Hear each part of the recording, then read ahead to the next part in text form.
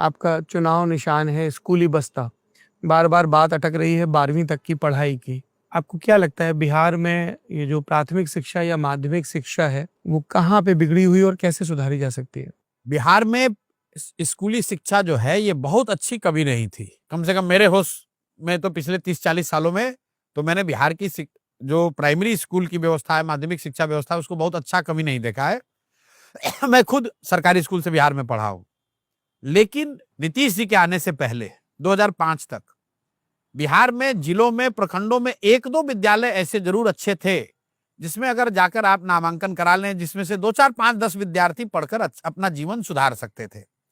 एक college science college, एक college Patna college, एक लंगट सिंह कॉलेज, ऐसे कुछ कॉलेज पूरे बिहार में थे जहां से पढ़कर आप अपना जीवन सुधार सकते थे।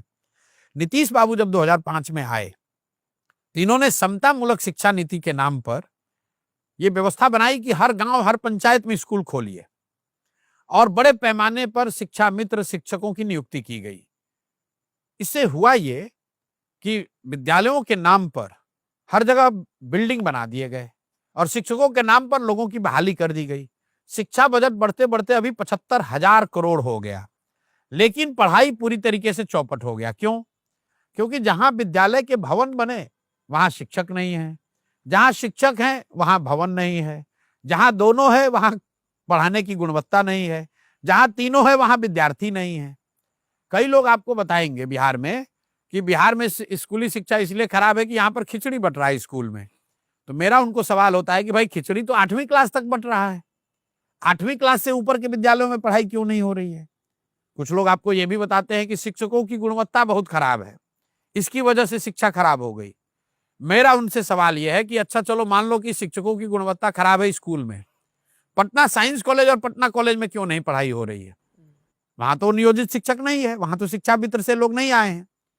सच्चाई यह है कि पिछले 15-20 सालों में समाज और सरकार दोनों की प्राथमिकताओं में शिक्षा कहीं ना कहीं पीछे चला गया और जो पूरी शिक्षण संस्थाएं हैं ये सरकार के लिए सरकारी योजना के बांटने का केंद्र बन गया और समाज के लिए ये जो विद्यालय हैं ये सरकारी लाभ पाने का केंद्र है। तो गांव में लोग सरकारी विद्यालयों में एडमिशन इसलिए कराते हैं क्योंकि उनको साइकिल का पैसा मिलेगा, उनको कपड़े का पैसा मिलेगा, उनको खाने की व्यवस्था हो जाएगी, पढ़ाई की चिंता नहीं है। वही हाल सरकार का है। सरकार कह रही भाई हम हजारों करोड़ रुपए खर्च कर रहे हैं, पढ़ाई तो हो नहीं रहा है, तो चलो भाई शिक्षकों से कोई दूसरा ही काम करा लो। तो शिक्षकों का एक बहुत बड़ा समय गैर शैक्षणिक कार्यों पर जाता है, वो चाहे चुनाव से जुड़ा हुआ मुद्दा हो, स्वच्छता से जुड़ा हुआ मुद्दा हो, शराबबंदी का मुद्दा हो, हर मुद्दे पर कोई नहीं मिला तो शिक्षकों को लगा लो जी। तो ये पूरी व्यवस्था इसी से गड़बड़ हुई है। इसलिए जनसुराज ये कह रहा है कि जब हम लोग आएंगे तो ये हर गांव, हर पंचायत में विद्यालय बनाने के बजाय हम लोगों ने तय किया कि हर प्रखंड में अगले 10 साल में कम से कम 10 विश्व स्तरीय विद्यालय बनाए जाएं और अगले 5 साल में 5। हर साल हर प्रखंड में एक अच्छा विद्यालय बनाया जाए। और एक अच्छा विद्यालय मैं लोगों को समझाने के लिए बताता हूं कि विश्व स्तरीय का मतलब नेतरहाट के जैसा विद्यालय। नेतरहाट इसलिए कहता हूं कि बिहार झारखंड में ये सबसे अच्छा सरकारी विद्यालय था। इस एक विद्यालय से 1500 से ज्यादा सामान्य परिवारों के बच्चे अपना जीवन उन्होंने सुधारा है, IAS IPS बड़ी नौकरियों में गए हैं। तो जनसुराज ने ये जो शिक्षा सुधार का अपना मंत्र जो फॉर्मूला दिया है कि हर साल हम लोग हर प्रखंड में एक नेतरहाट के स्तर के विद्यालय को बनाएंगे और इसको बनाने में खर्चा आएगा करीब 15,000 से 20,000 करोड़। इतना ही पैसा हम लोग अभी के बजट से निकाल सकते हैं। बाकी के लोगों का क्या होगा? बाकी के लोगों के लिए हम लोगों ने ये कहा कि अगले 5 साल 10 साल में जब ये आपके यहाँ विद्यालय बन रहे होंगे, 10 साल लगेगा, उस दौरान अगर आपके इलाके में ये विद्यालय नहीं बना है तो आप अपने बच्चे को प्राइवेट स्कूल में पढ़ाइए, उसका पैसा जो है वो सरकार देगी ताकि बच्चों के पढ़ाई को सफर होने से बचाया जा सके। इन दोनों चीजों के समायोजन से हम लोग को लगता है कि बिहार में शिक्षा की एक बहुत बेहतर व्यवस्था अगले 5 से 10 साल में बनाई जा सकती है। प्रशांत, जब आप ये कहते हैं कि अपने बच्चों को प्राइवेट स्कूल में पढ़ाइए, उस दौरान सरकारी स्कूलों और वहाँ के अध्यापकों का क्या होगा? क्योंकि वेतन नहीं, तो वो तो आपको चलता तब ही भी देना रहेगा, तो आप कोई बम थोड़ी ना चेकर पे करेंगे। बोझ बढ़ गया ना, क्योंकि आप शिक्षकों को वेतन भी दे रहे हैं और उनको प्राइवेट में पढ़ने के लिए भी कर रहे हैं। ऐसा नहीं। पूरे दुनिया का रिसर्च है कि अगर पब्लिक और प्राइवेट दोनों सुविधा उपलब्ध हो, तो ज्यादातर लोग पब्लिक सुविधा में ही रहना चाहते हैं। मान लीजिए कि आपको यहाँ बता दिया जाए कि आपके बच्चे को पटना मेडिकल कॉलेज में मेडिकल की डिग्री मिल सकती है और रमैया में भी दिया जा सकता है। सरकार आपको बता दे कि आपके बच्चे को डॉक्टरी पढ़ाना है, मेडिकल पढ़ाना है, आप पटना मेडिकल कॉलेज में पढ़ाइएगा, फीस आपको भरनी पड़ेगी, और अगर रमैया में पढ़ाइएगा तो फीस सरकार भरेगी। मेरा दावा है 10 में 9 लोग कहेंगे कि नहीं भैया हमको पटना मेडिकल कॉलेज में एडमिशन करा दीजिए।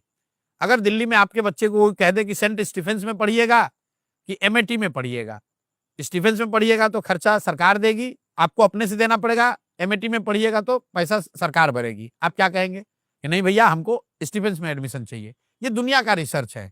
तो जो हम लोगों ने बिहार में अध्ययन किया है कि अगर ये सुविधा एक्सटेंड कर दी जाए तो करीब करीब 1/3 बच्चे, 1/3 परिवार प्राइवेट स्कूलों में ऑप्ट करेंगे।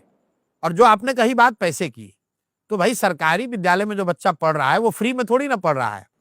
पिछले वित्तीय वर्ष में बिहार सरकार ने प्रति विद्यार्थी, प्रति स्टूडेंट, फॉर एवरी स्टूडेंट 864 रुपया हर महीने खर्च किया है सरकारी विद्यालयों पर। तो और उन्हीं इलाकों में प्राइवेट में 400 से 600 रुपए की रेगुलेटेड फीस पर प्राइवेट में आप अपने बच्चे को पढ़ा सकते हैं। तो हम लोग ये जो व्यवस्था बनाना चाहते हैं, अगर बिहार में आप सभी को पढ़ाना चाहते हैं सरकारी विद्यालय में, तो 4 लाख शिक्षक नहीं चाहिए, 10 लाख शिक्षक चाहिए। उतनी बड़ी व्यवस्था बनानी पड़ेगी। तो हम लोग ये कह रहे हैं कि अभी की जो व्यवस्था है ये चलती रहे, इसमें से 1/3 जो बच्चे हैं वो प्राइवेट में ऑप्ट करें, और 1/3 बच्चों को मैं नई जो व्यवस्था अगले 5 साल में बनाने की कह रहा हूं उसमें शिफ्ट करेंगे, और धीरे धीरे इस व्यवस्था को और अपग्रेड करते जाएंगे, ताकि जो अभी की व्यवस्था है ये बिल्कुल एक तरीके से बंद ना हो, लेकिन 2 तरीके से। एक, जो नई व्यवस्था बन रही है, नए स्कूल अपग्रेड किए जा रहे हैं, वहां पर 1/3 लोग शिफ्ट हो और 1/3 प्राइवेट में शिफ्ट करें, और बाकी जो आधा बचेगा वो अभी की व्यवस्था में चलता रहेगा। तो जो मेरा आकलन है, अगर आप पीपल्स टीचर्स रेशियो देखेंगे, क्लासरूम पर बच्चों का रेशियो देखेंगे, तो बिहार में 10 लाख शिक्षकों की जरूरत है। अभी 4-4.5 लाख शिक्षक हैं। तो इस 4-4.5 लाख शिक्षकों से आधे बच्चे इसमें पढ़ेंगे, 1/3 जो नई व्यवस्था हम लोग बनाने की बात कर रहे हैं वहां पढ़ें, और 1/3 प्राइवेट में शिफ्ट किए जाए, और धीरे धीरे जो 1/3 नई व्यवस्था की बात हो रही है उसको एक्सपेंड करते जाएंगे, और जो आधे अभी की व्यवस्था में है वो उसमें एब्जॉर्ब होता चला जाएगा। ये सोच। किसी शिक्षाविद ने आपको ये सलाह नहीं दी कि जो एग्जिस्टिंग स्ट्रक्चर है उसी में अगर कैपेसिटी बिल्डिंग हो, एडवांस ट्रेनिंग हो, जब हम लोग कह रहे हैं कि हम विश्व स्तरीय विद्यालय बनाएंगे तो वो कोई हवा में थोड़ी बनाएंगे। उस प्रखंड का जो सबसे अच्छा सरकारी विद्यालय अभी है उसी को अपग्रेड करेंगे। लेकिन अपग्रेड करने की जो क्षमता है सिर्फ फिनेंशियल नहीं, अगर आपको ट्रेन टीचर चाहिए तो वो एक दिन में नहीं पैदा किया जा सकता है। इसीलिए हम लोग कह रहे हैं कि उस प्रखंड में सबसे पहले वो उस विद्यालय को चिन्हित किया जाएगा जिसको जल्दी से अपग्रेड किया जा सकता है, जहां 50%, 40% वो व्यवस्था है, 60% और करेंगे तो वो नेतरहाट के स्तर का हो सकता है।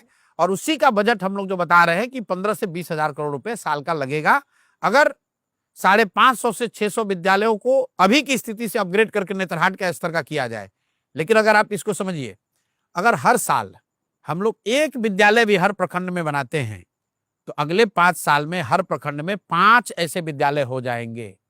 बिहार में 2500 नेतरहाट के स्तर के विद्यालय हो जाएंगे। आप अंदाजा लगाइए, एक नेतरहाट से 1500 से ज्यादा आईएएस आईपीएस बन गए। अगर 2500 नेतरहाट खुल जाए बिहार में, नेतरहाट जैसे विद्यालय हो जाए, तो कितने परिवारों का भला होगा, कितना बड़ा जेनरेशनल चेंज आएगा शिक्षा में और शिक्षा के आउटकम में। जी, जब आप कह रहे हैं कि 10 लाख शिक्षकों की जरूरत है, तो जन स्वराज पार्टी क्या ये भी कह रही है कि अगर वो सत्ता में आते हैं तो बड़े पैमाने पर शिक्षकों की भर्ती भी करेंगे? बिल्कुल बिल्कुल होगी। जब शिक्षा का एक्सपेंशन होगा तो निश्चित तौर पे, क्योंकि शिक्षा हम लोग के फोकस में है। स्कूल का बस्ता छाप पर बटन दबाएं, जन स्वराज को विजयी बनाएं।